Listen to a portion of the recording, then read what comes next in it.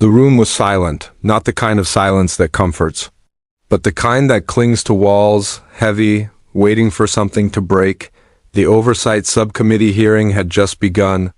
Capitol Hill, 9:02 a.m., rows of officials sat frozen, their eyes fixed on the center stage, where truth or something like it would soon unfold. Reporters lined the back of the room, fingers hovering over keyboards. Cameras live-streamed to millions. But it wasn't the lens or the crowd that made the air tense. It was the folder, thick, black, labeled in bold, Epstein Records. And it sat, motionless, under the hand of Representative Jasmine Crockett. She hadn't said a word, not yet. Across from her, Pam Bondi adjusted the cuff of her white blazer, her expression calm. Her eyes sharp, a former attorney general, a seasoned public figure. She was used to microphones, used to spin. She raised her right hand. The oath came, word by word. "Do you swear to tell the truth? All of it, ... nothing but it?" Pam Bondi's voice didn't shake. "I do." The chairperson leaned into the mic. "This oversight committee is convened today to examine prosecutorial discretion and allegations of undue influence in cases of public interest. All testimony is under oath. All disruptions will be noted." A low murmur moved through the room. Everyone knew what this was about. Epstein, the name that refused to stay buried. That name was not on the official docket, but it hung in the air. Like smoke after a fire no one wanted to claim. Jasmine Crockett tapped her finger once on the table, then slowly she opened the folder. The first page had no words, just a photocopy, a flight manifest. No one spoke. No one needed to, not yet. Bondi glanced at the file. Only for a second, but it was enough. The camera caught it. A flicker in her eye, a hesitation. Crockett lifted her chin. Still no words, just that look, measured, patient, deadly calm. The kind of look a surgeon gives before the first incision. Across the room, aides whispered to each other. "Was today the day? The day someone ... pulled the thread?" The chair tapped the gavel. "You may proceed, Representative Crockett." A beat too, then she spoke. "Before I begin my questioning, I'd like to enter this folder into the record." Bondi turned her head slightly. Crockett didn't flinch. "These documents were released under a Freedom of Information request. After months of obstruction, what they contain is not speculation, it is fact." A ripple moved across the panel. Fact, not allegation, not rumor. Crockett closed the folder and placed her hand on top of it. "I will ask questions carefully, and I expect answers that respect the weight of this room." The room froze again. Bondi opened her mouth, but Crockett wasn't done. "This hearing is not a performance. It is not a stage, and no one here is above truth." Someone in the back coughed. A nervous twitch. Crockett finally looked Pam Bondi in the eyes, direct, relentless. "I have only one goal today." She paused. "To find out how justice was negotiated ... in silence." The camera zoomed in on her face and then on the file. Still unopened. Still waiting. The storm hadn't started yet. But the sky was dark. And everyone knew the thunder was coming. Asterisk, the witness adjusted her microphone. Pam Bondi sat upright, her white blazer immaculate, her hands folded with care. She didn't flinch, didn't blink. Years in the spotlight had taught her how to hold a room. Even when that room was filled with sharks. "I followed protocol," she said, clear, measured, controlled. There were no special favors, no backroom conversations. Everything was handled according to procedure. Her voice didn't rise. It didn't need to. She knew how to sound honest, how to sound unbothered, how to sound like someone with nothing to hide. Cameras clicked. Jasmine Crockett didn't move, didn't look down, didn't write a note. Just stared. The kind of stare that says, "I've heard this story before, and I already know the ending," Bondi continued. She described her office's role in the Epstein plea deal, said it was limited. Said her team deferred to federal prosecutors. Said there were no meetings she could recall that were unusual. She smiled politely after each sentence, as if courtesy could clean a stain. But outside these walls, the air was shifting. Bondi's name had started trending, not for her poise, for her past. On social media, old interviews resurfaced. Clips of her dismissing questions about Epstein. Statements she once made with certainty ... now clashing with what she claimed under oath. Inside the hearing, Crockett finally leaned forward. She didn't raise her voice. Ms. Bondi, in 2011, you told a reporter you had no knowledge of Epstein's immunity arrangement. A pause. But documents from your office show direct correspondence between your senior counsel and his legal team. 2 weeks before that interview aired, Bondi blinked. I don't recall that exchange, she said carefully. It's possible. It occurred without my direct involvement. Crockett tilted her head. No involvement, but you signed the closing memo. The room tensed. Bondi shifted slightly in her seat. I was briefed. Briefings aren't always comprehensive, a convenient answer. Neatly packaged, but outside ... whispers were growing louder.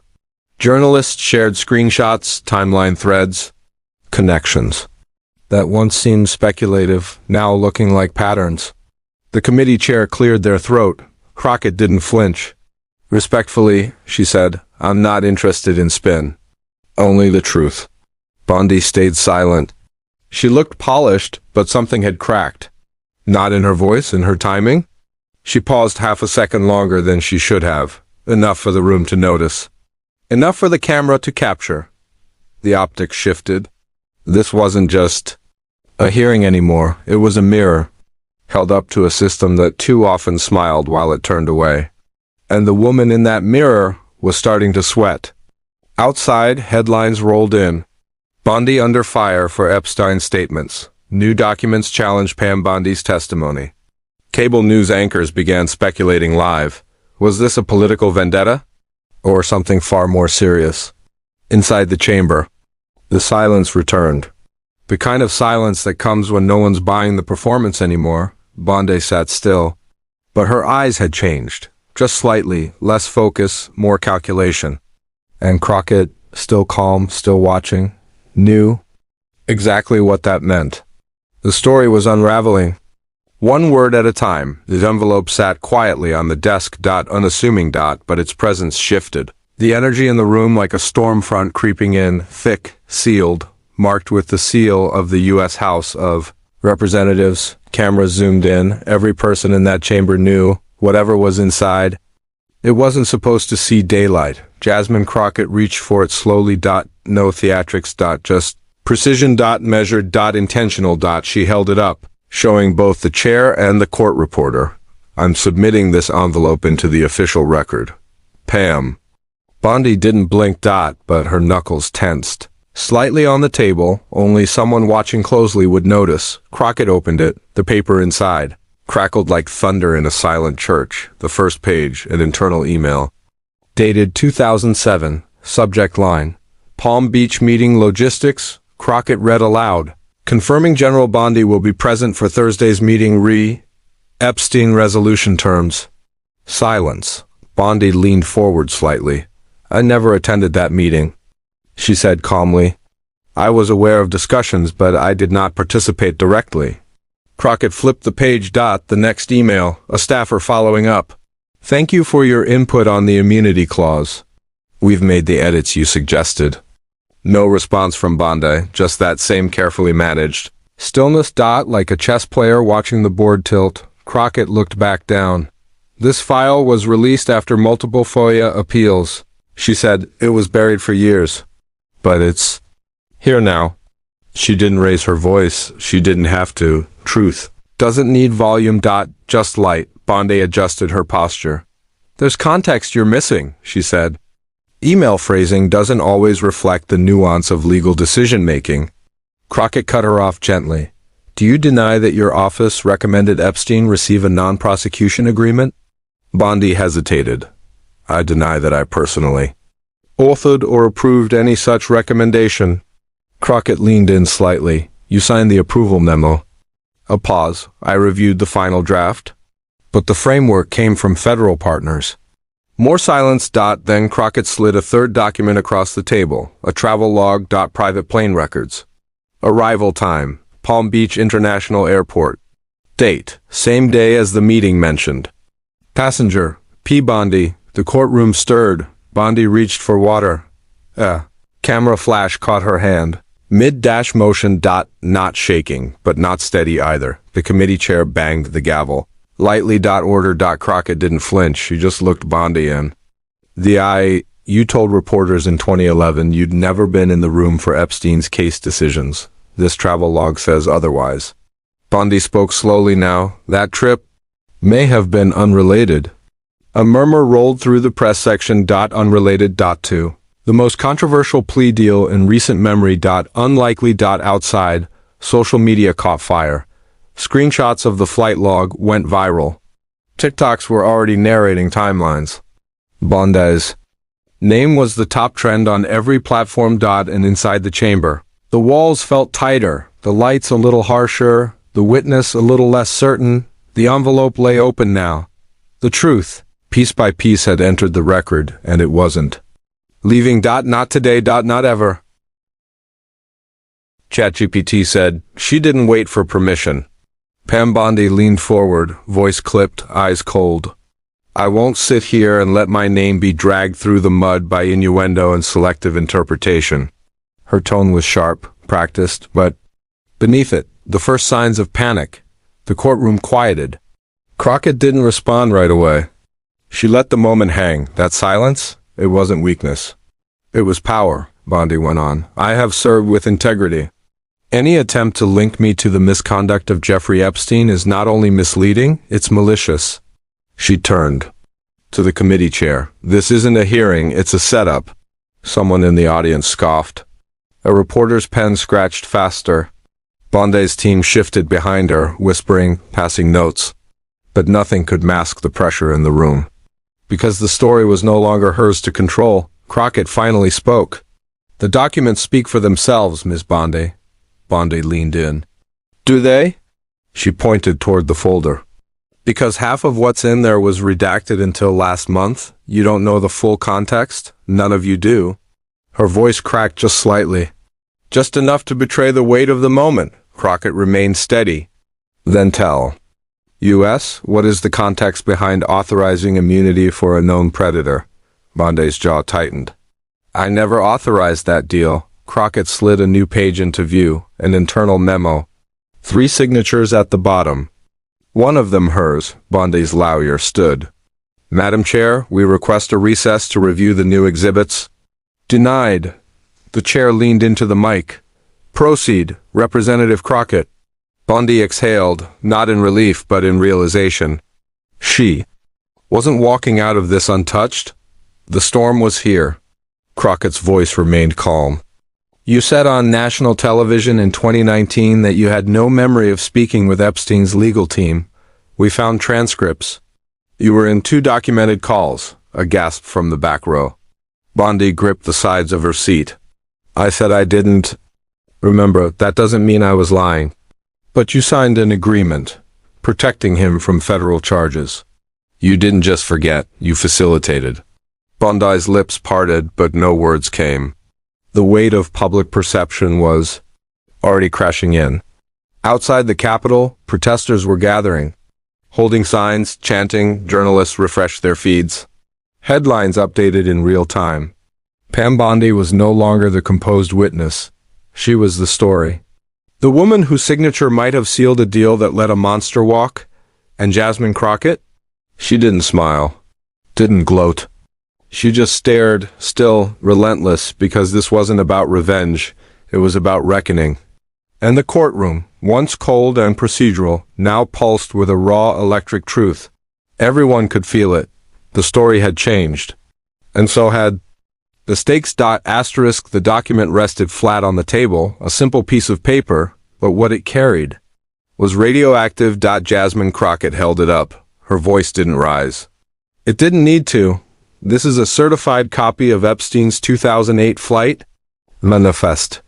She turned to the committee. On board that plane, en route to Little St. James, are initials that match political donors, former prosecutors, and public officials.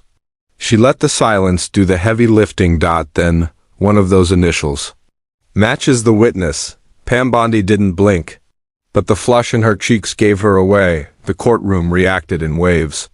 Whispers, gasps, dots, and from the back, one reporter's mouth dropped open.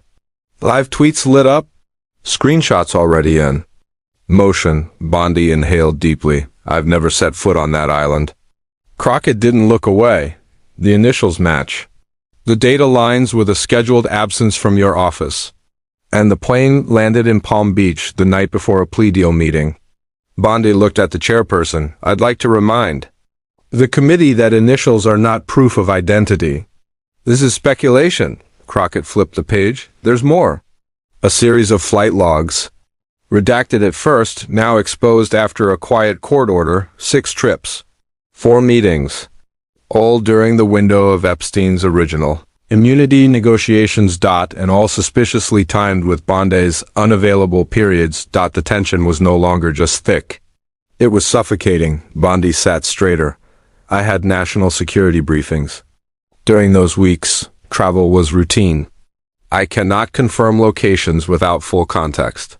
Crockett didn't flinch. You weren't working for Homeland Security. You were Florida's Attorney General. A pause, a line drawn outside the building. The crowd was swelling. Live feeds from news vans captured chants, unseal it all. Justice for the survivors. Crockett leaned forward. There are photos. Bondi's eyes narrowed.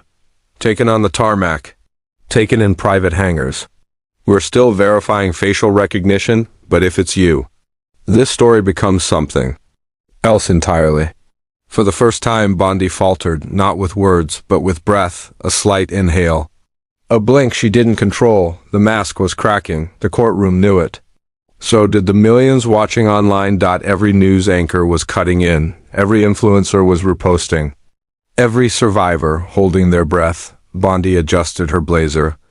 There is no crime in being on a plane. Connections don't equal complicity. Crockett didn't argue. She let the words hang. Then she asked, do you deny being in the same room as Jeffrey Epstein after 2006? Silence. 10 seconds passed. Then 15, Bondi answered. I don't recall. Crockett nodded slowly. That was the moment. Right there. Not a confession. But not a denial. Not anymore. The courtroom shifted from judgment to disbelief. From disbelief to outrage. Bondi looked down because the log didn't lie. The records didn't lie. The timeline didn't lie. Only one question remained. What else was she forgetting? That the victims would never forget? Asterisk, the letter was folded with care. Worn at the edges. Faint coffee stain on the top corner. It didn't come from a lawyer or a journalist or a political opponent. It came from a mother. Jasmine Crockett held it gently, like it might break. The courtroom, already tense, fell silent again. She didn't look at Bondi, not yet. She looked at the letter. I received this from the family of Marie Delgado. She was 14 when she met Jeffrey Epstein. A hush swept across the gallery. The name wasn't in the headlines. Not a high-profile survivor, but in this room, her story mattered. Crockett began reading. My daughter tried to get help. She wrote to your office twice. She walked into the courthouse by herself. She told someone everything, and nothing happened. Bondi didn't move, but the stillness around her shifted. Heavy, guilty, undeniable. Crockett's voice stayed low. Controlled, but sharp. She wrote again months later. No response. And when the story broke in 2008, she tried to end her own life. A gasp from the back. Someone reached for tissues. Crockett kept going. She said, he has friends in high places. She said, no one's going to stop him, and she was right. Bondi finally blinked. Her voice came out soft. I've never seen that letter before. Crockett didn't look up, but your office stamped it. Received June 2nd, 2007. She slid a scanned copy onto the screen. The timestamp glowed, undeniable. Bondi's lips parted, but no words came. Crockett's voice dropped even further. Do you know how many more letters we found? She tapped the file. 8 from other girls. All dismissed as unsubstantiated. No follow-up. No protection. Bondi shifted in her chair. I can't speak to every decision made by staff, but you signed off on the Epstein settlement. I was advised it was the most we could get. Crockett stared at her. Double quotes, no, it was the most he could keep.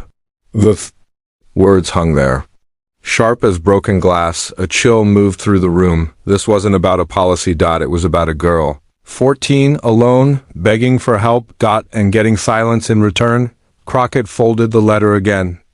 Placed it on the table. The justice system isn't supposed to ignore letters like this. It's supposed to answer them.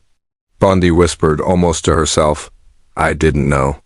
Crockett didn't flinch. You were paid to know. A pause. You? Swore an oath. To protect the vulnerable, not the powerful. Outside, the crowd roared louder. The chants were different now, not just about Epstein, but about the ones who stood by and watched. Bondi lowered her head, not in guilt, but in fear, because the story had moved past politics. It had become human. And humans don't forget silence. Asterisk. The screen lit up behind the witness table. A single slide. Dated, stamped, labeled. Confidential. Internal DOJ communications. The courtroom sat motionless. Jasmine Crockett stepped forward. Her tone was steady, measured. This document was submitted last night. Anonymous source. Verified through federal whistleblower protocol. Pam Bondi's fingers curled slightly. On the table, Crockett continued, it outlines a closed-door meeting. January 2008. Location, U.S. Attorney's Office, Southern District of Florida. She turned to Bondi. You were there. Asterisk. Bondi opened her mouth, then closed it. Crockett pressed a button. Slide 2 appeared. Seating chart. 4 DOJ prosecutors. 2 members of Epstein's legal team. And you, listed as an observer, but noted as giving input on the immunity language. Bondi shook her head. I wasn't involved in drafting the final deal. Crockett didn't flinch. But you helped shape it. You were in the room. You heard the clause that blocked federal prosecution, not just for Epstein, but for unnamed co-conspirators. Another slide. An internal memo, subject, non-prosecution language, final draft. One line highlighted, per Bondi's suggestion. Include broader protections for associated individuals. The room reacted. Hands over mouths, eyes wide. Bondi's voice dropped. Those terms were legal strategy? Standard for complex settlements? Crockett raised her eyebrow. Standard? To shield traffickers? To silence victims? To bury a case that should have gone federal? Bondi looked toward the chair. I'd like to speak with counsel. Denied. The gavel hit. Proceed, Representative Crockett. She kept her eyes on Bondi. I spoke to 2 former DOJ attorneys. They confirmed the meeting, confirmed your presence. Confirmed your input. Bondi stared straight ahead. Input is an authority. I didn't write the agreement. Crockett paused. No, you just helped build it. The screen faded to black. The only light now came from cameras. Live, every major outlet, every news app. Broadcasting what looked less like testimony and more like unraveling. Outside the Capitol, more protesters had arrived, some with signs, others with names. Photos of girls, dates, court files. The stories had names now, and the names had weight. Back inside, Crockett stepped back. We don't accuse without evidence. But when the evidence keeps pointing to you, at some point the silence becomes complicity. Bondi didn't reply. She didn't move because there was nowhere left to move. She was no longer the advisor, no longer the polished public servant. She was the architect, or at least the one who held the pen while they drew the lines. Crockett's final words echoed through the chamber. You weren't in the background, you were in the strategy room. The courtroom didn't clap, didn't cheer, but the message was clear. A turning point had come. And no lawyer, no press team, no well-timed denial could walk her back from it. Under oath, Pam Bondi's voice had changed. Gone was the sharp confidence. In its place, something thinner. Crockett leaned in, not with anger, but with surgical calm. I'm going to read back your statement from 2011, she said. Then, slowly, word by word, at no point did I have contact with Jeffrey Epstein or his legal team regarding the immunity agreement. She looked up. Is that still your position? Bondi hesitated. Yes, Crockett nodded. Clicked.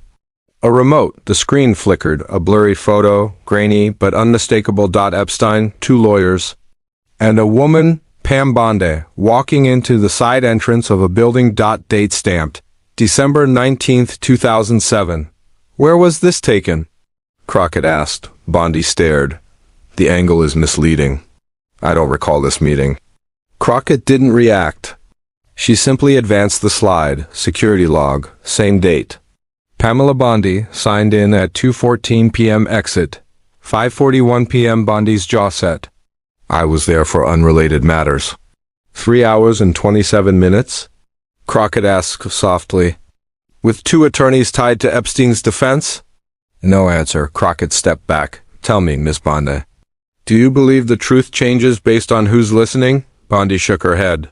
But her words didn't follow. Crockett let silence settle, then dropped the next slide, a printed email.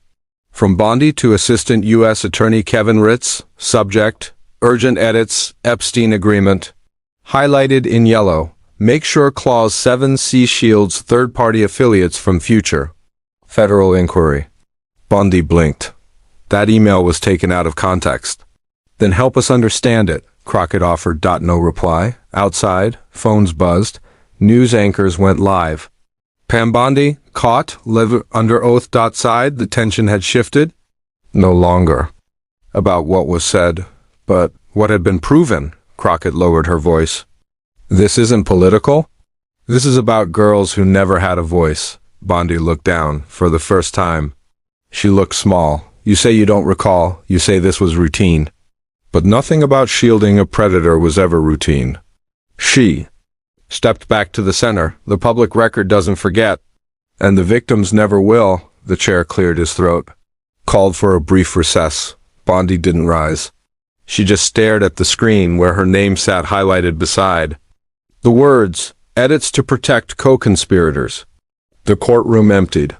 But no one left the same. Asterisk, the lights above buzzed faintly, casting a sterile glow across the chamber. By now, the gallery was full. Reporters leaned forward. Senators stiffened in their seats, and Jasmine Crockett didn't flinch. She adjusted her mic. Spoke clearly. I now call Special Agent Dana Keller to the stand. A rustle moved through the room. The name was unfamiliar to the public, but not to those in power. A woman in her late 40s stepped forward. No makeup, no expression. Just the badge, the file, and 20 years of silence. She took her seat, raised her right hand, swore the oath. And then Crockett began. Agent Keller, in 2011 you were assigned to an interagency task force investigating financial movements tied to Jeffrey Epstein. Is that correct? Yes. How many individuals did your team flag as potentially complicit in obstructing federal inquiry? Keller didn't pause. 7. And how many of those individuals held public office? 3. Murmurs. The gallery stirred. Crockett leaned closer. Was Pam Bondi one of them? Keller glanced toward the witness table, then nodded.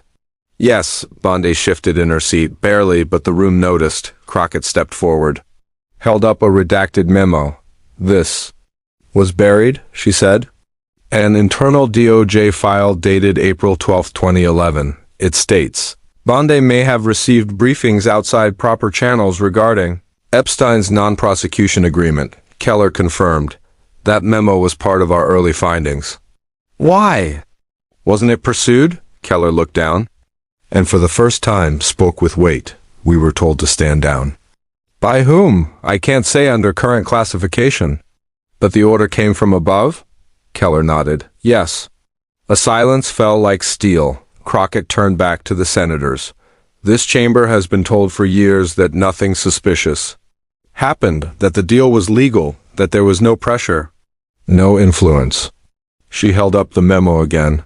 But this file and this testimony say otherwise. Bondi sat frozen. Her lawyer whispered something. She didn't respond. Crockett returned to Keller. Did your task force recommend reopening the case before Epstein's death? We did. And what happened? We were denied clearance. The words hit like thunder. Across the country, headlines shifted. Pam Bondi's name spiked. Hashtag Epstein cover-up began to trend. Inside the hearing, Crockett's voice dropped.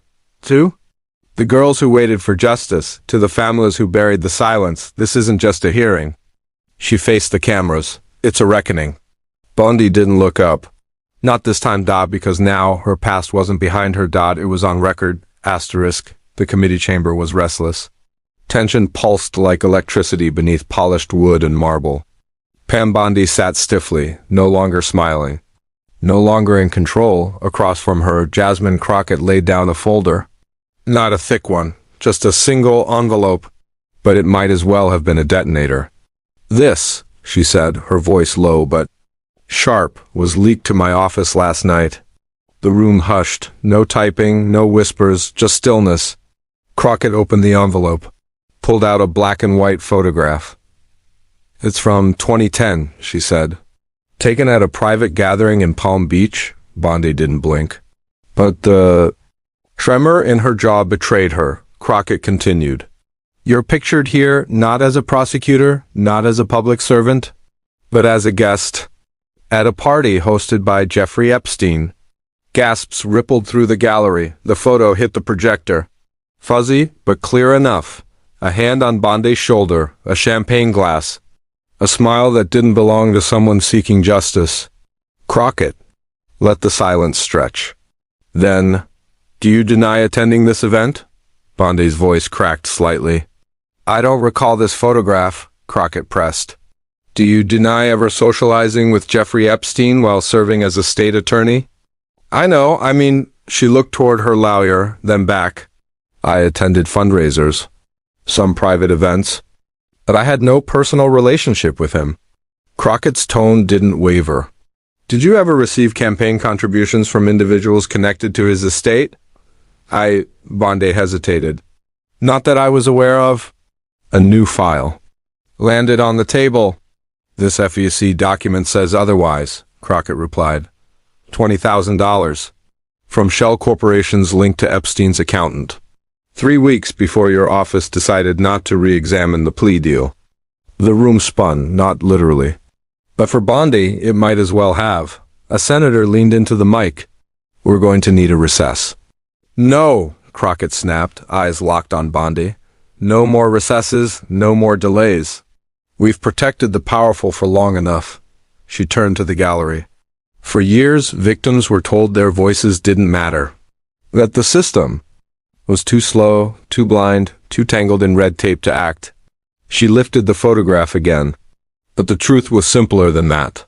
A beat? It wasn't the system that failed them. Another pause. It was people in power who made choices.